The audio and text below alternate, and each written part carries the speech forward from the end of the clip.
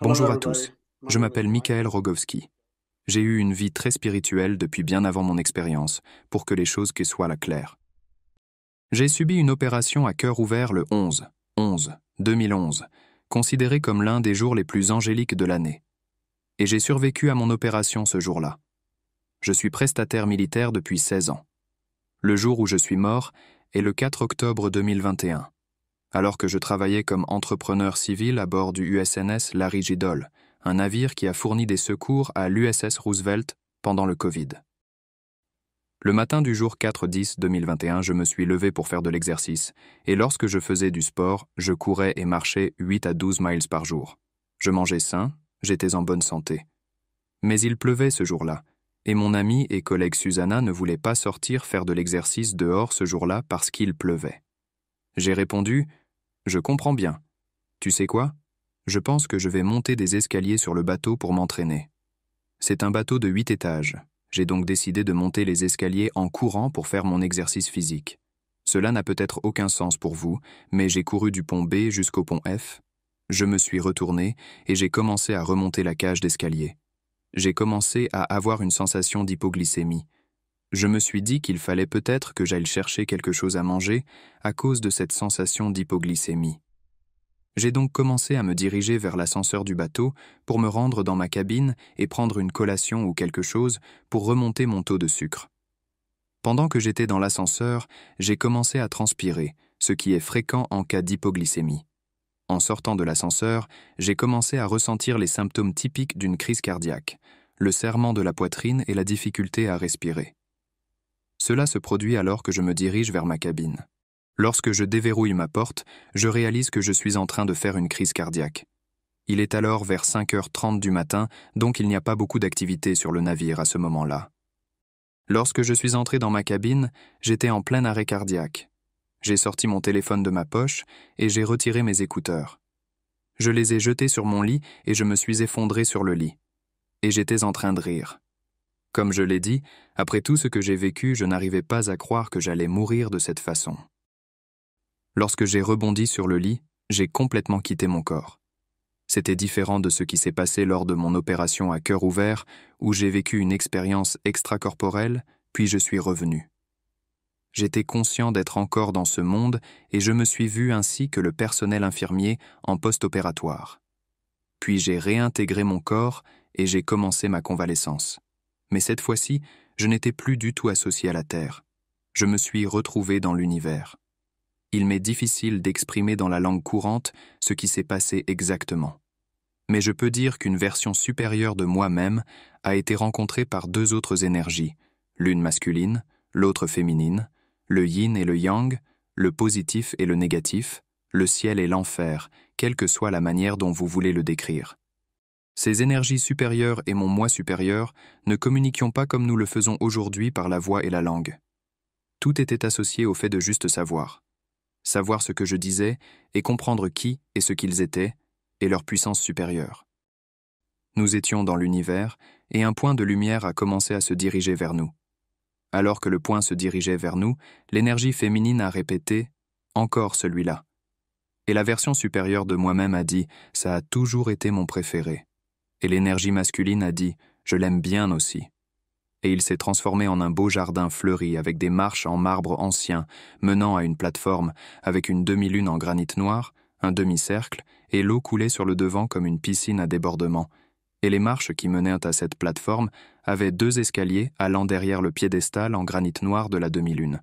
Si vous allez à gauche, vous revenez dans le monde physique. Si vous allez à droite, vous montez aux cieux. Et on m'a donné le choix de la façon dont je voulais procéder. À ce moment-là, j'ai commencé à voir une version de moi-même sous une forme physique, tout en étant bien conscient que j'étais pas dans mon corps. L'énergie féminine a dit « Je suis d'accord pour dire que le choix est toujours clair. Soit tu y retournes et tu apprends, soit tu t'élèves au ciel. » Et soudain, il y a eu une version de moi-même avec une longue barbe et ses tatouages, qui m'a vu me regarder, qui m'a dit « C'est le moment de choisir. » J'ai donc immédiatement commencé à me diriger vers le côté droit pour monter au ciel. Et je me voyais courir sur ces marches avec joie. J'étais heureux d'aller de l'avant. Et juste au moment où j'empruntais la cage d'escalier à côté de cette structure monolithique pour aller au ciel, La voix de ma mère s'est fait entendre. Elle a prononcé mon nom, non pas avec colère, non pas avec joie, mais de la manière dont vous dites le nom de votre enfant pour attirer son attention. Elle a dit « Michael ». Et c'est la seule chose qui m'a arrêté. J'ai fait demi-tour et je suis descendu. J'ai dit « Maman, je suis si heureux d'entendre ta voix. J'ai vu tes signes sur terre. J'attendais d'entendre ta voix. Je suis tellement heureux d'entendre ta voix. » À ce moment-là, j'ai compris ce que ma mère essayait de me dire, à savoir que je devais être là pour ma famille. La prise de conscience de la perte et du chagrin qui se produirait si je choisissais de m'élever au ciel, à ce moment-là, serait très traumatisant et accablant pour ma famille. C'est à ce moment-là que j'ai pris la décision consciente de revenir. Je ne me souviens pas avoir pris mon téléphone. Je ne me souviens pas d'avoir rampé hors de ma cabine. Ce trou noir a duré entre 10 et 15 minutes lorsque j'étais inconscient, dans notre monde. Mais pour moi, c'était très long, ou bien il n'y avait pas de temps. Il n'y avait pas de temps, et il y avait un sentiment total de félicité et de bonheur. Ce sont là les aspects positifs de notre meilleure personne, de ce que nous sommes et des choix que nous faisons. J'ai rampé jusqu'à une zone bien fréquentée par le garde du navire qui la parcourt régulièrement, et je suis parvenu à envoyer un message à mon amie et collègue Susanna en ne disant rien d'autre que les mots « au secours ». Presque immédiatement, elle est sortie de sa cabine en courant et m'a trouvé allongé dans le couloir. À ce moment-là, j'étais complètement violette et bleue, et je ne pouvais que répondre par des gémissements.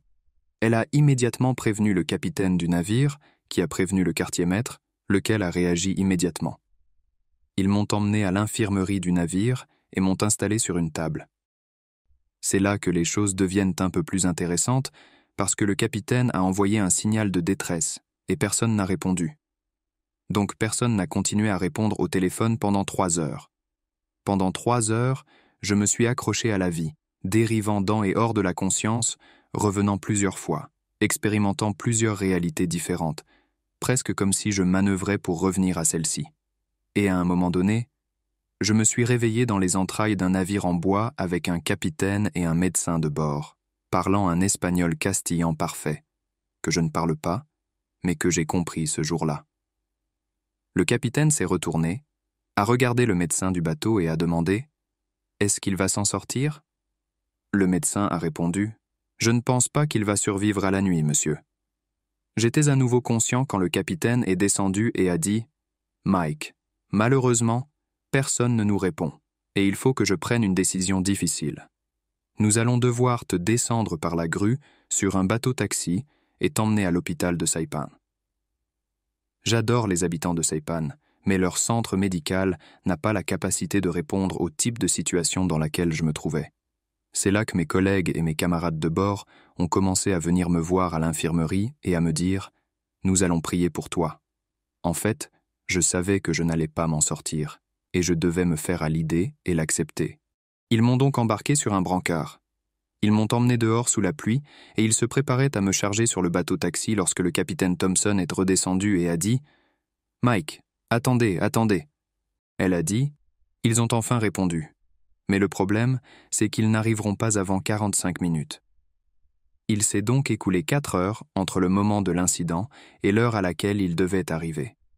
J'ai dit « Capitaine, j'ai attendu tout ce temps. Je pense que je peux attendre encore un peu. » Il s'est donc écoulé 45 minutes de plus. Enfin, la marine est arrivée en hélicoptère et m'a transporté par les airs à l'hôpital naval de Guam. Et c'est là que certaines des lignes temporelles divinent. Vous savez, vous ne pouvez pas dire que c'est une coïncidence.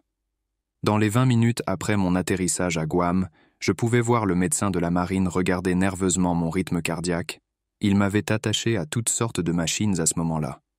Je l'ai vu regarder mon électrocardiogramme et me poser des questions. Je lui ai raconté ce qui s'était passé et il m'a dit « C'est impossible, vous n'auriez jamais dû vous réveiller. » Il m'achète un chewing gun en regardant mon électrocardiogramme. La situation est au grave. Mon rythme cardiaque a commencé à ralentir une 2e fois. C'est à ce moment-là que j'ai eu la vision classique en tunnel dont parlent les gens, ce qui ressemblait à la courbe d'une vague, un cercle, un tunnel, a commencé à s'effondrer et à se rapprocher de ma réalité, celle d'un mourant qui s'en va. Et je me suis dit, « Michael, tu es arrivé jusqu'ici. Tu es un survivant et tu dois revenir et rester ici. Pour ta femme et tes enfants. » J'entendais les médecins et les infirmières se réclamer frénétiquement une dose de médicament. C'est un médicament qui n'était plus vraiment utilisé maintenant, mais c'est une sorte de déboucheur liquide qui sert à éliminer les caillots sanguins de vos artères, et aussi une injection d'adrénaline pour stimuler votre rythme cardiaque. Et dans ce même temps, j'étais à l'intérieur de moi-même, me disant de me battre pour rester ici, et ils m'ont administré ce médicament. Je me suis littéralement redressé et j'ai quitté la table. J'étais de retour à 100% dans mon corps. Avec tous ces souvenirs, j'aimerais pouvoir décrire pleinement, en utilisant ce langage, en ce temps et en ce lieu, ce qu'a été cette expérience extracorporelle de la mort, la rencontre avec la mort sur son terrain de jeu. J'ai déjà rencontré la mort auparavant et je l'ai battue. Et j'ai réalisé que j'étais toujours là, j'allais très bien. J'aurais pu me lever de la table à ce moment-là et sortir de cette pièce. Et les médecins de la marine ont même été étonnés de la rapidité avec laquelle je me suis rétabli. Mon expérience n'a rien eu à voir avec la religion. Mon expérience n'était pas simplement quelque chose que je savais déjà, à savoir que les vies antérieures existent. Il y a quelque chose de plus. Mon témoignage n'est ni plus ni moins grand que celui de n'importe qui d'autre. Il s'agit simplement du mien. Mais la seule chose qui était différente, qui associe la religion à mon expérience, était le fait que, lorsque je suis revenu dans ce plan d'existence, je connaissais par cœur l'intégralité de l'évangile de Jean. Bien sûr, j'avais déjà étudié la Bible et assisté à quelques messes. Mais quand je dis que je connaissais l'évangile de Jean mot à mot, c'était vraiment le cas. Le 2e anniversaire de ma mort venait de passer, et au fur et à mesure que le souvenir de l'histoire complète de l'évangile de Jean s'effaçait, il y en a 3 parties qui sont restées à jamais gravées dans mon esprit. L'une d'entre elles est celle où Jésus parle à Nicodème, un membre des pharisiens, lors de la Pâque, et où, après avoir décrit la nouvelle naissance par l'Esprit, Jésus dit à Nicodème « Il rend témoignage de ce qu'il a vu et entendu, et personne ne reçoit son témoignage. » L'autre partie qui reste gravée dans mon esprit est celle où Jésus parle à la femme au puits de Jacob. J'ai été dans ces endroits, j'ai passé beaucoup de temps en Israël. Lorsque Jésus parle à la femme au puits de Jacob, il lui dit « Dieu est esprit, et il faut que ceux qui l'adorent l'adorent en esprit et en vérité. » La dernière partie qui est gravée dans mon cerveau pour toujours, c'est lorsque Jésus et les apôtres de Marie-Madeleine étaient dans les cavernes avant d'aller au jardin où il a été arrêté et persécuté, crucifié, et que Jésus, dans sa dernière prière, a dit « Souvenez-vous, lorsque vous êtes persécutés, que c'est moi qu'ils ont persécuté en premier. » Et je ne peux pas trouver un meilleur exemple du fait que les gens qui essaient de partager leur expérience, nous rapportons ce que nous savons et ce que nous avons vu, et les persécutions et le microscope sous lequel les gens sont placés lorsqu'ils vivent une expérience de mort imminente par la science et parfois même par la communauté spirituelle. Les scientifiques préférèrent dire qu'il s'agit d'une explosion de toutes ces endorphines qui existent à l'intérieur de nous tous. Nous sommes tous liés à la même vie unicellulaire sur Terre qui libère toutes ces endorphines. Et c'est ce qui provoque ces hallucinations massives, comme ils disent. Et certaines personnes, même dans la communauté spirituelle, savent que la mort est l'orgasme ultime. Et vous savez, je ne peux pas en témoigner. Je ne peux que témoigner de ce que j'ai fait et vécu, et de certaines expériences très similaires à la mienne, vécues par d'autres personnes ayant rapporté ou survécu à une EMI. Maintenant, je vis ma vie dans le moment présent. Je me concentre sur la réalisation d'œuvres d'art en mosaïque représentant les différents endroits que j'ai visités dans le monde.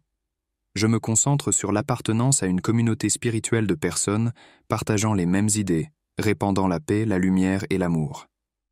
Et je donne tout cela à tout le monde gratuitement. Je suis un guerrier physique et spirituel bien discipliné. Je ne peux pas vous dire à quel point je suis heureux de faire toujours partie de cette vie et de pouvoir regarder les gens que j'aime sans devoir leur crier à travers le voile, en espérant qu'ils m'entendent.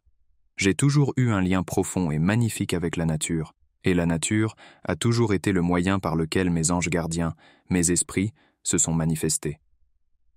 Il y a beaucoup d'autres choses que j'aimerais pouvoir décrire et dire au sujet de la spiritualité et des messages, mais je pense que c'est mon histoire.